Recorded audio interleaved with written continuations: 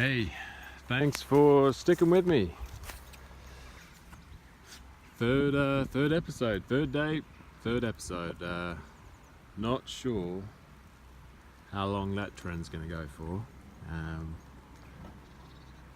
but very happy to have number 3 in some light for a change. I mean, so far, if you have stuck with me from day one of my audience of a dozen people, if you've sat through those 2 videos,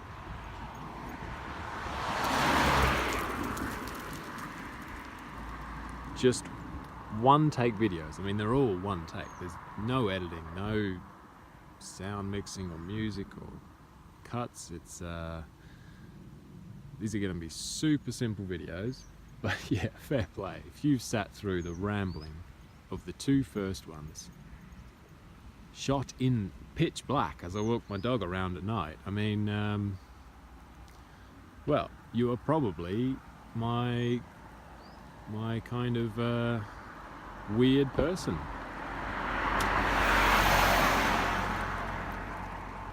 I mean, yeah, let's get to it. But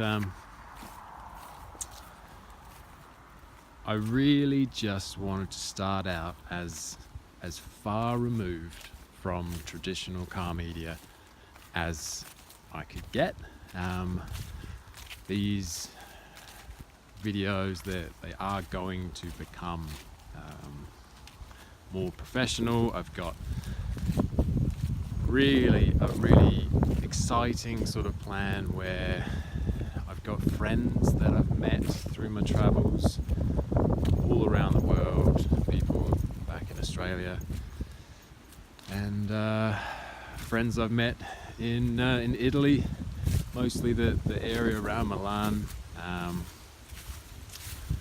living close to the border in Switzerland, but literally would hop across the border to do some shopping because it would be cheaper in euros than in francs. So really spent a lot of time in Italy and met some really cool, interesting people, and well, I think my idea could benefit so greatly from the help that I'll be in touch with them. Rain's come in. You just never know in England. It's really true. Yeah, I'm gonna take a shortcut. This is really coming down. Maggie, come on, under the tree. That's better. Okay, so yeah, let's just say thanks for coming back for this 3rd episode. It's cool to have you with me. I just wanted, I guess, to explain where I've been in the last 2 videos. I just take my dog Maggie and head out for a little half-hour walk. Halfway through, I'm sick of the podcast or whatever I'm listening to, and I just start thinking about work and Audis and what's going on, and I don't know. I think it'd be a very easy thing for me to do, to just hit a button twice and make a video that might reach hundreds of people. Who knows? Because it's what I do. There we go. Rain's gone already. It's not that bad, British people. You moan about the weather, but honestly, there's so many trees around. Just take a few minutes out of your day. It's only a bit of water. But yeah, look at this area, man. I mean, this is Wiltshire. I'm not sure that the world's kind of got a lot of exposure to this part of England on YouTube. I mean, I don't think I've ever come across anything from Wiltshire and sort of YouTube world. I spend a fair amount of time on here. There's a lot of really good car media on YouTube, really innovative and fresh and just interesting stuff, and at like amazing frequency. You know, you can, I mean, imagine if we were still waiting on TV stations to like choose our programming, and when we watched it, and you know, it seems like a lifetime ago, doesn't it? Now everything's on demand. Netflix is king. Streaming is king. I don't think I can live stream in this area because, well, there's just literally no cellular service. Just a black hole. Look at those colours, nice, huh? That's where we'll end up over there, up the hill and back home.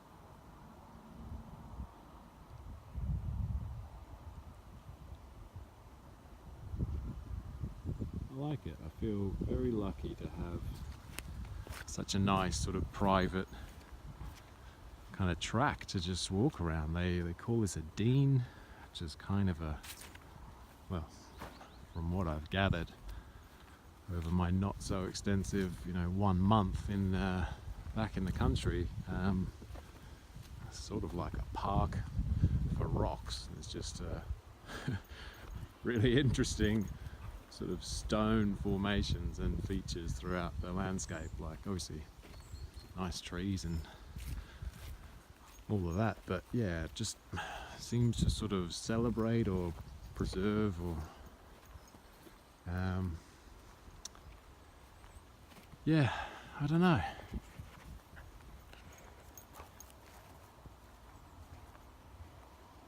It's nice, basically, and this is where you know, this is the context of this series. Is a bloke from Australia lives in a nice part of the UK now, and he works for Audi, and he sells new cars. I mean, like the newest products, and that's his thing. They don't actually let us sort of focus on everyone that comes in. They prefer at Swindon to really have sort of experts in both sides of it, where the sort of approved used specialists, they'll really have perhaps a more extensive knowledge of some of the older vehicles. You know, they can retail only the best quality part exchanges and cars that they can buy, but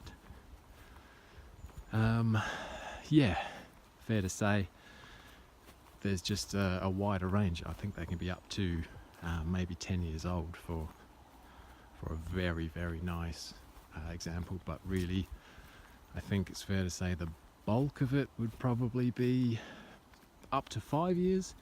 You know, from the basically new car which has been pre-registered and not driven, you know, to the demonstrator vehicle with 1,000 miles or 5,000 miles on it, to cars that someone's bought and then something's changed in their life and brought it back to us 2 years later, and those kind of age of vehicles are available. So yeah, they've just got to have a really deep product knowledge, hopefully, of each generation of car and how they changed. Where on the new side of things, we just talk about the latest and greatest. Basically, we try and stay on top of all the news for the real cutting edge stuff of the brand, the new model launches and information that gets passed to us to, you know, to give us the knowledge to talk with the most accuracy of any source about answering people's questions when they come in, you know. So we get a lot of info from the brand, and I think it would be really handy for people if someone took the time to, well, A, do these Q&A sessions like we're doing now, where at the end of this video, if you, I mean, all you need to do to say like, this is good, do this idea, you know, keep making more videos, is like the video or subscribe,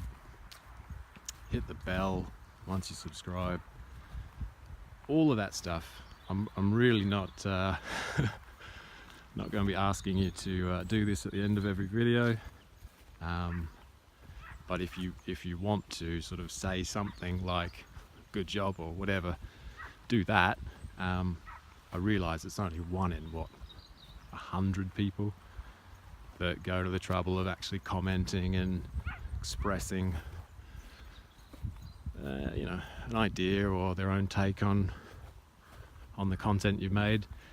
But those people are very cool people in my eyes. I mean, getting emails in from people all around the world after running thewholecar.com has been super cool. Just sort of meeting people online, them sort of sharing their story, tell me how they found the site, like a friend of a friend or whatever. And that's been fun, and I don't see why I can't be that sort of hub of news and reviews and kind of expert commentary for people that are really into Audis, and those people, that sort of chunk of an already pretty small marketplace, I suppose, compared to your car wows and whatever of the world. If a chunk of those people happen to live in the UK as well, then they're really going to be, I guess, my best audience, because they're going to benefit from specific commentary on engines and trims and options that the UK market, that, you know, they can get, but maybe some of you in the States or Australia or any of the markets around the world, obviously, maybe you can't spec on yours because your, you know, culture's demanding bigger engines and they don't want to hear about, you know, the 1 litre options that some of our smallest cars have. I don't think Australia really puts their hand up for those really small engines. Still got a bit of an opinion of capacity is very important. So yeah, possibly, if I'm talking about that, not super relevant to you, but those people in the UK, I hope you have a good time here.